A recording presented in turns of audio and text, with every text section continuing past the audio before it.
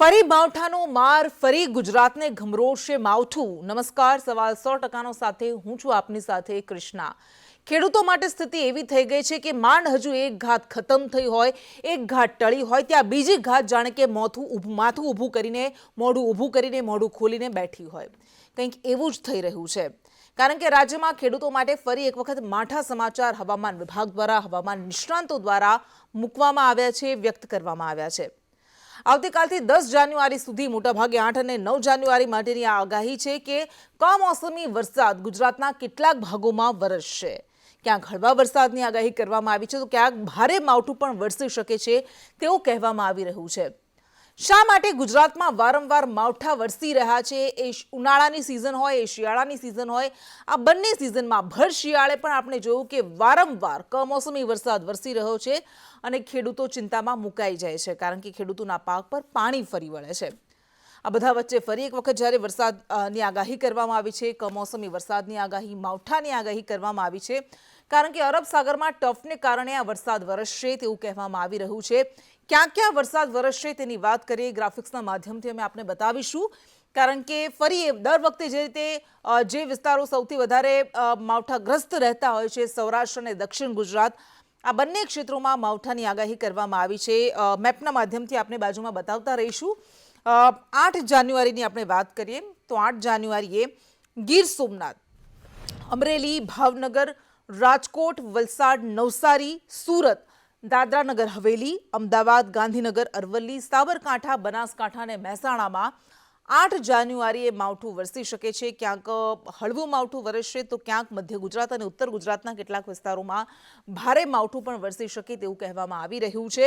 અને 9 જાન્યુઆરીની આપણે વાત કરીએ, 9 જાન્યુઆરીએ પણ આ તમામે વિસ્તારો છે, તમામે જિલ્લા છે કે જેને માવઠું ગમરોળશે, એ પણ સૌરાષ્ટ્ર અને દક્ષિણ ગુજરાતના અને આ ઉપરાંત ઉત્તર ગુજરાત અને મધ્ય ગુજરાતના કેટલાક જિલ્લાઓનો તેમાં સમાવેશ થાય છે, જેમાં 9 જાન્યુઆરીએ ગીર સોમનાથ, અમરેલી, સુરેન્દ્રનગર, બોટાદ, આ ઉપરાંત મધ્ય ગુજરાતના અમદાવાદ, ગાંધીનગર, ઉત્તર ગુજરાતના સાબરકાંઠા, અરવલ્લી, બનાસકાંઠા, દક્ષિણ ગુજરાતના તાપી, ડાંગ, નવસારી, વલસાડ અને દાદરા અને નગર હવેલીમાં વરસાદની આગાહી કરવામાં આવી છે। કમોસમી વરસાદ આ તમામ જિલ્લાઓને ગમરોળશે, એટલે મોટાભાગે આ 22 થી 25% ગુજરાતનો વિસ્તાર છે કે જ્યાં માવઠું વરસી શકે છે એવું કહેવામાં આવી રહ્યું છે। હવામાન વિભાગ દ્વારા પણ આગાહી કરવામાં આવી છે। હવે આપણે ખેડૂતોએ શું ધ્યાન રાખવું, કારણ કે સૌથી વધારે ચિંતા સ્વાભાવિક છે કે ખેડૂતોને જ હોય છે માવઠાને કારણે, કારણ કે શિયાળાની સિઝન જેમ જેમ થોડા દિવસથી ઠંડી વધી રહી છે અને આ ઠંડી એ શિયાળુ પાક માટે ખૂબ સારી માનવામાં આવે છે, ખૂબ મહત્વપૂર્ણ હોય છે, પરંતુ આ વરસાદ, આ બધા વચ્ચે આ માવઠું એ ફરી એક વખત ખેડૂતો માટે ચિંતાના વાદળો લઈને આવ્યું છે। આપણી સાથે પરેશ ગોસ્વામી કે જેઓ હવામાન નિષ્ણાંત છે તેઓ જોડાશે। આ ઉપરાંત આપણે પ્રયાસ કરીશું દિનેશ પટેલ કે જેઓ ઊંઝા એપીએમસીના ચેરમેન છે તેઓ પણ જોડાશે। સૌથી પહેલા પરેશ ગોસ્વામી આપણી સાથે જોડાઈ ગયા છે। પરેશભાઈ, સ્વાગત છે આપનું સંદેશ ન્યૂઝમાં। સૌથી પહેલા આપણી પાસેથી એ જાણવું છે કે માવઠાને લઈને શું આગાહી છે, ક્યાં ક્યાં માવઠું વરસી શકે છે અને કેવું હશે? ચોક્કસથી કૃષ્ણાબેન, જોવા જઈએ તો છેલ્લા 2 દિવસથી જે રીતે દક્ષિણ ભારતના દરિયાકાંઠે એક લો પ્રેશર બન્યું હતું અને ચોક્કસથી એ લો પ્રેશર છે એ ઉત્તર પૂર્વ તરફ ગતિ કર્યું। જોકે એ લો પ્રેશરનો ખતરો આપણે ટળ્યો છે, પણ એ સાથે જે આપણે ઉત્તર ભારતના પહાડી પ્રદેશો ઉપરથી વારંવાર જે વેસ્ટર્ન ડિસ્ટર્બન્સ પસાર થઈ રહ્યા છે, એમાં એક મજબૂત વેસ્ટર્ન ડિસ્ટર્બન્સ છે એ અત્યારે ઉત્તર ભારતથી ખૂબ નજીક આવી ચૂક્યું છે અને આ જે વેસ્ટર્ન ડિસ્ટર્બન્સની લેયરો છે એ ઉત્તર અને પૂર્વ દક્ષિણ તરફ ગતિ કરી રહી છે, જેને કારણે એના જે ટ્રફ છે એ ગુજરાત સુધી પહોંચી રહ્યા છે અને એને કારણે 750 HPA લેવલે ભેજનો એક બહોળો શિયર ઝોન સર્જાઈ રહ્યો છે, જેને કારણે આવતીકાલે 8 તારીખ અને 9 તારીખ એમ 2 દિવસ સુધી રાજ્યની અંદર વરસાદની શક્યતાઓ છે। જેમાં ખાસ કરીને જોવા જઈએ તો આવતીકાલે 8 જાન્યુઆરી 2024ના રોજ દક્ષિણ ગુજરાતના સુરત, વલસાડ, વાપી, નવસારી, બારડોલી, બીલીમોરા, ડાંગ, આહવા સહિતના વિસ્તારોની અંદર સામાન્યથી હળવા ઝાપટાઓ પડી શકે છે। એ સાથે મધ્યપ્રદેશ બોર્ડર લાગુ વિસ્તારો છે, જેમાં છોટાઉદેપુર હોય, દાહોદ, ગોધરા હોય, રાજપીપળા હોય, આ તમામ વિસ્તારોની અંદર પણ હળવા સામાન્ય ઝાપટા પડે તેવી શક્યતાઓ છે। એ સાથે 9 જાન્યુઆરી 2024ના રોજ આ જે એક અસ્થિરતામાં થોડીક તીવ્રતા વધશે અને એ તીવ્રતા વધવાની સાથે જ સૌરાષ્ટ્રના બોટાદ, ભાવનગર, ગીર સોમનાથ, અમરેલી, રાજકોટ અને મોરબી જેવા વિસ્તારની અંદર એકદમ હળવા છૂટાછવાયા સામાન્ય ઝાપટા પડી શકે છે. મધ્ય ગુજરાતના પણ અમદાવાદ, ગાંધીનગર, વિરમગામ, સાણંદ અને ઉત્તર ગુજરાતના સાબરકાંઠા, બનાસકાંઠા, મહેસાણા, પાટણ અને અરવલ્લી જિલ્લા જેવા વિસ્તારો છે એમાં પણ છૂટાછવાયા ઝાપટા પડી શકે છે. ઓલ ઓવર જોવા જઈએ તો રાજ્યની અંદર આ લગભગ 20 થી 25% વિસ્તારને પ્રભાવિત કરશે. એ સાથે સૌથી વધારે તીવ્રતા છે એ જોવા જઈએ તો અરવલ્લી, સાબરકાંઠા અને દક્ષિણ ગુજરાતના ભાગોની અંદર જોવા મળે કે અરવલ્લી, સાબરકાંઠા અને જે બનાસકાંઠાના અમુક પાર્ટ છે એ સાથે જે દક્ષિણ ગુજરાતના પાર્ટો છે એ તમામ પાર્ટોની અંદર ભારે માવઠું, બીજા બધા વિસ્તારો છે એની અંદર હળવાથી સામાન્ય છૂટાછવાયા ઝાપટા પડે તેવી શક્યતાઓ છે. આ અસ્થિરતા છે એની 8 અને 9 જાન્યુઆરી 2 દિવસ સુધી રાજ્યની અંદર અસર જોવા મળશે અને 10 તારીખે રાત સુધીમાં ફરીથી રાજ્યનું હવામાન છે એ ખુલ્લું થશે. અત્યારે પવનની સ્પીડ જોવા જઈએ તો નોર્મલ કરતા 4 kT વધારે ચાલી રહી છે. લગભગ 13 થી 15 કિલોમીટર પ્રતિ કલાકની ઝડપે પવન જોવા મળી રહ્યા છે. આ પવનની સ્પીડ છે એ પણ માવઠું પસાર થઈ જતાની સાથે જ 11 જાન્યુઆરીથી પવનની સ્પીડ છે એ ફરીથી પાછી નોર્મલ 8 થી લઈ અને 10 અથવા તો 11 કિલોમીટર પ્રતિ કલાકની ઝડપે જોવા મળે તેવી શક્યતાઓ છે. એટલે 11 તારીખે આપણું હવામાન છે પરેશભાઈ, એ હા, રાબેતા એક મુજબનું સવાલ. જોવા મળશે. કૃષ્ણાબેન, હા પરેશભાઈ, એક વધુ સવાલ એ કે સ્વાભાવિક છે કે માવઠું આવવાનું છે, તો એ સૌથી વધારે ચિંતા ખેડૂતો માટે લઈને આવ્યું છે. તો ખેડૂતો ના માથે આ કેટલી મોટી ઘાત છે, આ માવઠું કેટલું નુકસાન થઈ શકે? ખેડૂતો માટે કૃષ્ણાબેન જોવા જાય તો મોટા ભાગે અત્યારે આ વર્ષે જો સામાન્ય કરતા તાપમાન છે ડિસેમ્બરમાં પણ અપ રહ્યું હતું. ચોક્કસથી કહી શકાય કે જાન્યુઆરીના પહેલા અઠવાડિયામાં તાપમાન છે એ નોર્મલ નજીક આવ્યું છે. પણ જે તાપમાન નોર્મલ કરતા ઊંચું હતું જેને કારણે જમીનજન્ય જે ફૂગ હોય છે જેમાં શરૂઆતની અંદર અલ્ટરનેરિયા બ્લાઇટ નામની ફંગસ ડેવલપ થઈ, એ પછી ફાઇટોપ્થોરા બ્લાઇટ નામની જે ફંગસ ડેવલપ થઈ અને એ ફાઇટોપ્થોરા બ્લાઇટ નામની જે ફંગસ હતી એને કારણે જીરુના પાક ઉપર ખૂબ માઠી અસર પડી છે. અને હવે જો આ માવઠું થાય અને જો વધારે પડતા ઘાટા વાદળ જોવા મળશે જેને કારણે ફ્યુઝેરિયમ નામની જે ફંગસ છે એ ડેવલપ થઈ શકે છે. સૌથી વધારે નુકસાની છે એ 8 અને 9 જાન્યુઆરી દરમિયાન જે માવઠાઓ થવાના છે એ વિસ્તારોની અંદર જીરુના પાકને વધારે નુકસાન થશે, બીજા પાકો છે એને પણ ચોક્કસથી નુકસાન થશે, પણ સૌથી વધારે નુકસાની છે જીરુ જેવા પાકને થાય તેવી શક્યતાઓ હાલ સૌથી દેખાય. વધારે નુકસાન જીરુ જેવા પાકને થાય એવું આપ કહી રહ્યા છો. આપણી સાથે ઊંઝા એપીએમસીના ચેરમેન દિનેશ પટેલ પણ જોડાઈ ગયા છે, જે સૌથી મોટું માર્કેટ માનવામાં આવે છે, માર્કેટ યાર્ડ. આ ઉપરાંત જીરુની જણસી જ્યાં સૌથી વધારે આવે છે. દિનેશભાઈ, સ્વાગત છે આપનું સંદેશ ન્યૂઝમાં.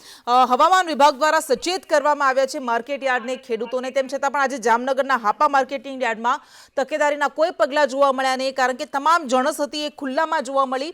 માવઠાની શક્યતા છે તેમ છતાં પણ અહીં બેદરકારી જોવા મળી. મગફળી, કપાસ, લાલ મરચા અને ડુંગળી સહિતની જે ખેત પેદાશો હતી એ ખુલ્લામાં જોવા મળી હતી.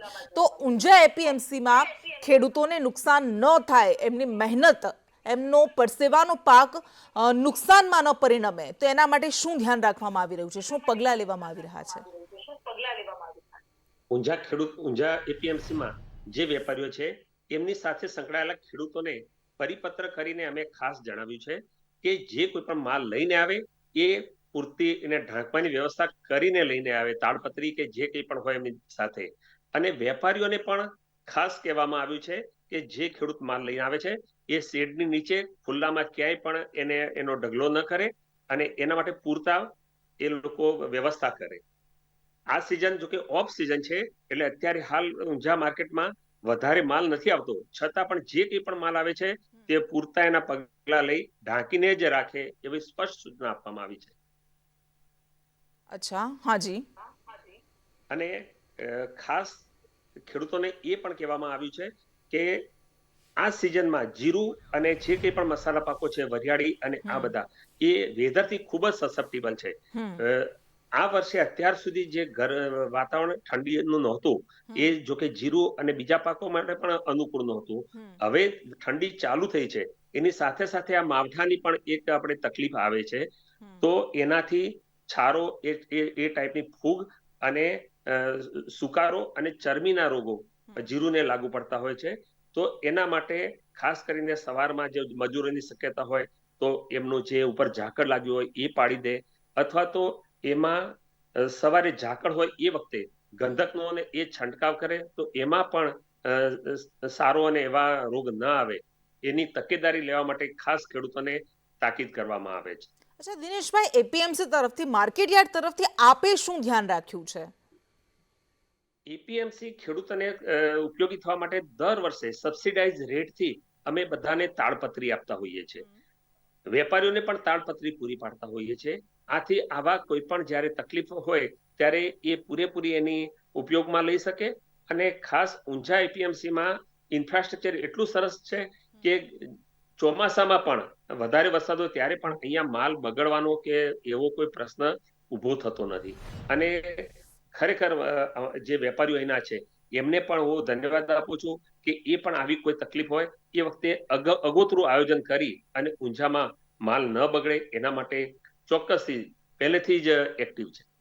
બિલકુલ, આવીશું આપની પાસે. પરેશ ગોસ્વામી પાસે ફરી જોઈએ. પરેશભાઈ, આપે કહ્યું કે ફૂગ થઈ શકે છે અને એના કારણે જીરુના પાકને સૌથી વધારે નુકસાન થશે, પરંતુ ખેડૂતો શું ધ્યાન રાખી શકે? જેવી રીતે આપણે વાત કરી, દિનેશભાઈ કહી રહ્યા છે કે અમે ધ્યાન રાખી રહ્યા છીએ, પરંતુ ખેડૂતો અને માર્કેટયાર્ડ શું ધ્યાન રાખી શકે આપના મત મુજબ?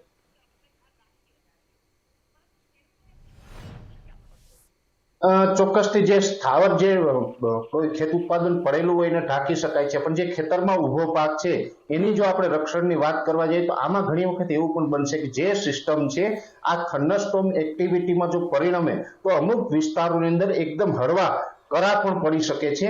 અને આ સંજોગોને કારણે જે તે વિસ્તારની અંદર થંડરસ્ટોર્મ એક્ટિવિટી થતી હોય છે ત્યાં પવનની સ્પીડમાં પણ વધારો જોવા મળશે. કેમ કે મેં આપને જણાવ્યું 11 તારીખથી પવનની સ્પીડ છે એ નોર્મલ થવાની છે.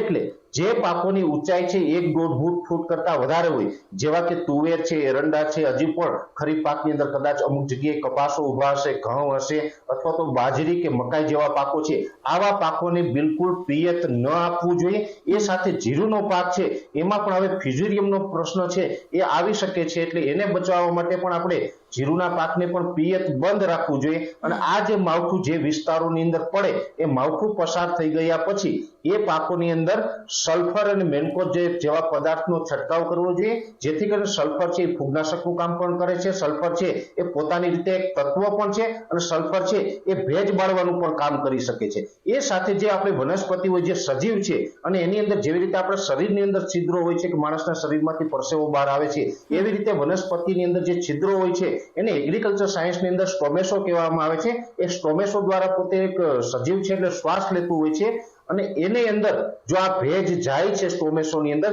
જેને કારણે ફ્યુઝેરિયમનો વધારો થતો હોય, સલ્ફર અને મેન્કોઝેબ જેવા જે પાવડર ફોર્મમાં જે પદાર્થ આવે છે એ છંટકાવ કરવામાં આવશે તો ભેજ પણ બાળશે, અને જે સ્ટોમેસો છે એના દ્વારા જે ફંગસ અંદર જતી હોય એ જતી ફંગસને પણ કંટ્રોલ કરશે. એટલે આ માવઠું પસાર થઈ ગયા પછી કોઈ પણ પાક હોય એની અંદર ફૂગનાશક તરીકે મેન્કોઝેબ અને સલ્ફર જેવા તત્વો આપવા જોઈએ, જેથી કરીને પાકની અંદર આપણે જે નુકસાની આવતી હોય, ખાસ કરીને જે ફ્યુઝેરિયમ નામની ફૂગ આવે છે એનાથી આપણે આપણા પાકને બચાવી શકીએ છીએ. અચ્છા, દિનેશભાઈ પાસે ફરી જઈએ. દિનેશભાઈ, ડિઝાસ્ટર મેનેજમેન્ટ દ્વારા દરેક માર્કેટયાર્ડને સૂચના આપવામાં આવી છે, તો શું સૂચનાઓ આપને આપવામાં આવી છે અને શું તમામ તૈયારીઓ થઈ ગઈ છે કે હજુ કંઈ બાકી છે? ડિઝાસ્ટર મેનેજમેન્ટ અને ખેતીવાડી વિભાગ દ્વારા પણ અગોતરું આયોજન કરવા, અગોતરી સૂચનાઓ આપવામાં આવતી હોય છે. અને એ મુજબ એપીએમસી પણ ખેડૂતોને અને વેપારીઓને આ અંગે જાણ કરતી હોય છે. અમે પણ એડવાન્સમાં જ વેપારીઓને, ખેડૂતોને એ અંગે જાણ કરી દીધી છે. અને એ પ્રમાણે કોઈ પણ ખુલ્લામાં રહેલો માલ તો એ પહેલેથી લઈ અને યોગ્ય જગ્યાએ રાખી દે. અને ખાસ કરીને એમના ખેડૂતોને પણ ત્યાં આગળ આ સિઝનમાં શું તકેદારી લેવી જોઈએ એ માટે વેપારીઓ પણ ખેડૂતો સાથે વર્ષોથી સંકળાયેલા હોય છે. એમને પણ એમની સાથે સંબંધના લીધે એ પણ જાણ કરતા હોય છે. આથી ખેડૂત પણ આમાં ક્યાંય તકલીફ ન થાય એ માટે તકેદારી રાખતા હોય છે. ઠીક છે. આપણે પરેશ ગોસ્વામી પાસે છેલ્લો સવાલનો જવાબ જાણી લઈએ. પરેશભાઈ, વારંવાર એ શિયાળો હોય કે ઉનાળો, વારંવાર કમોસમી વરસાદ વરસી રહ્યો છે અને ખેડૂતોની મહેનત પર પાણી ફેરવતો રહ્યો છે, તો આની પાછળનું કારણ શું છે? ક્લાઇમેટ ચેન્જ વારંવાર મૂકવામાં આવે છે, પણ આપને શું લાગે છે કે શું કારણ છે કે આ વર્ષે આટલા બધા માવઠા આવ્યા? મેન કારણ આમ તો એવું છે કૃષ્ણાબેન, જોવા જઈએ તો જ્યારે પણ શિયાળા દરમિયાન માવઠાઓ થતા હોય છે, એ શિયાળા દરમિયાન જે માવઠાઓ થાય છે એમાં ઉત્તર ભારત ઉપરથી જે WD એટલે કે વેસ્ટર્ન ડિસ્ટર્બન્સ પસાર થતા હોય છે, અને એ વેસ્ટર્ન ડિસ્ટર્બન્સની લેયરો છે એ જ્યારે પૂર્વથી દક્ષિણ તરફ ગતિ કરે ત્યારે એ ગુજરાત સુધીના ટ્રફ પહોંચતા હોય છે. અને આ પહોંચાડવામાં પણ અત્યારે જોવા જઈએ તો ચોમાસાની અંદર જુલાઈ પછીથી અલનીનો આપણે જે એક્ટિવ થયો છે એ અલનીનો હજુ પણ સ્થાપિત છે. જે અલનીનો છે એ માર્ચ મહિના સુધી પોઝિટિવ ફેઝમાં રહેવાનો છે. માર્ચ મહિના પછીથી અલનીનો છે ન્યુટ્રલ થશે, એટલે ત્યાં સુધી જે હવાની દિશાઓ છે અથવા તો જેની પવનની સ્પીડો છે, આ તરફ જે ગરમ પ્રવાહો લઈને આવી રહ્યું છે, જેને કારણે આ માવઠાઓ છે આપણે જોવા મળી રહ્યા છે. અને હજુ બિલકુલ સમય ઓછો છે આપનો, એટલે ખૂબ મહત્વપૂર્ણ જાણકારી આપી. આ બંને અમારી સાથે જોડાયા, આપનો ખૂબ ખૂબ આભાર. અને જેવી રીતે કહેવામાં આવ્યું કે આ એંધાણ છે જાન્યુઆરીમાં, ત્યારબાદ પણ 20 તારીખ પછી વરસાદ આવી શકે છે કમોસમી.